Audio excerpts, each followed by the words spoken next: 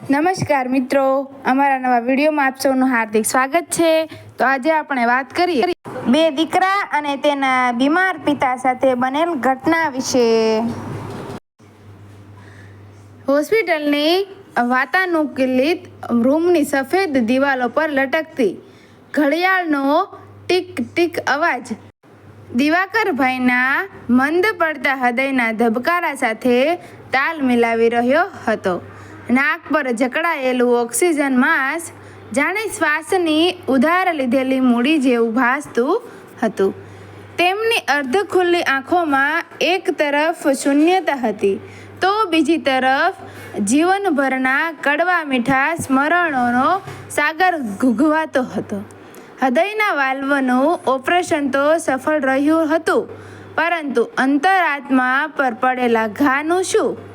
8 દિવસ પહેલાં જ્યારે તેઓ રસ્તા પર ઢળી પડ્યા ત્યારે ઓક્સિજનમાં હોસ્પિટલમાં આ અત્યાધુનિક ખાટલે તેમને કોણ લાવ્યું હતું એ વિશે તેઓ અજાણ હતા। નાનો દીકરો મનન અને તેની પત્ની નમ્રતા તો ખડે પગે સેવામાં હાજર હતા, પરંતુ તે સવારે જ્યારે કાચના બારણા પાછળ બે પરિસ્થિતિ આંખો ભીની થતી જોઈ ત્યારે દિવાકરભાઈના હૃદયમાં ભૂકંપ આવી ગયો। એ આંખો સંજયની હતી, એ જ સંજય જેને 15 વર્ષ પહેલાં તેમણે ઘર બહાર કાઢી મૂક્યો હતો। સ્મૃતિઓના વળમળમાં દિવાકરભાઈ ડૂબી ગયા।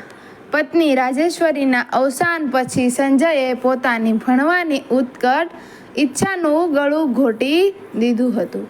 17 વર્ષની કુમળી ઉંમરે જ્યારે તેના મિત્રો કોલેજની કેન્ટીનમાં મજા કરી રહ્યા હતા ત્યારે સંજય કાપડની નાની દુકાને બેસી અને પરસેવો પાડતો હતો। શરૂઆતમાં તે વ્યવહારમાં થોડો કાચો હતો। વેપારની આટીઘૂટી સમજવામાં તેને વાર લાગતી અને એ જ કારણ હતું દિવાકરભાઈના અગનગોળા જેવા ક્રોધનું। તેમ છતાં ધીમે ધીમે સંજયે પોતાની કોઠાસૂઝથી એ નાનકડી દુકાનની સાથે એક ભવ્ય શોરૂમ પણ શરૂ કર્યો હતો। સ્ટાફના માણસો માટે સંજય માત્ર માલિક નહીં પરંતુ પરિવારના સભ્ય સમાન હતો।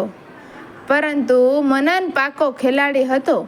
તેણે જોયું કે જો મોટાભાઈ સંજય આમ જ આગળ વધશે તો ઘર અને પેઢીની તમામ સત્તા તેના હાથમાં જ રહેશે। અને મનનને મીઠી વાણી અને છળકપટનો આશરો લીધો। સંજયની નાની ભૂલોને પર્વત જેવી બનાવી પિતા સામે રજૂ કરવી એ મનનનો નિત્યક્રમ બની ગયો હતો।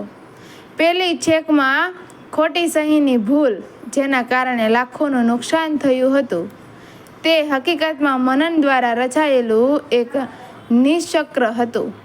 દિવાકરભાઈએ ન સમજી શક્યા કે જે પુત્રએ લોહીનું પાણી કરીને શોરૂમ ઊભો કર્યો તે શા માટે નુકસાન કરે। પિતાનો ક્રોધ ફાટ્યો, નાલાયક, નીકળી જા મારા ઘરેથી, એ વેણ સંજયના કાળજાને ચીરી ગયા। તે ગ્લાનિ સાથે પોતાના પરિવારને લઈ અને ઘર છોડી ચાલ્યો નીકળ્યો। વર્તનમાં પાછા ફરતા બોળના શબ્દો દિવાકરભાઈના કાનમાં પીગળેલા શીશાની જેમ ઉતર્યા। દાદા, તમને ટ્રસ્ટની હોસ્પિટલમાં દાખલ કર્યા હતા, ત્યાંથી સંજયભાઈ જ તમને શહેરની સારી હોસ્પિટલમાં લાવ્યા છે। એ બાબતે પહેલા દિવસે તમારા દીકરા મનન અને સંજયભાઈ વચ્ચે બોલાચાલી પણ થઈ હતી। સંજયભાઈએ કહ્યું હતું કે તું શા માટે ચિંતા કરે છે, બધો ખર્ચ હું ભોગવીશ, એટલે તમારા ઓપરેશનનો તમામ ખર્ચ અને આ સારવારનું બિલ પણ તેઓ ભરે છે। આ વાત સાંભળીને દિવાકરભાઈની આંખો ફરી એકવાર અશ્રુઓથી ભીંજાઈ ગઈ। જે પુત્રને નાલાયક કહીને કાઢી મૂક્યો હતો એ જ પુત્ર આજે પિતાના શ્વાસ બચાવવા પોતાની કમાણીની મૂડી ખર્ચી રહ્યો હતો। દિવાકરભાઈ સાજા થઈ અને ઘરે આવ્યા પછી તેમણે સંજયને મળવાની ઈચ્છા વ્યક્ત કરી હતી।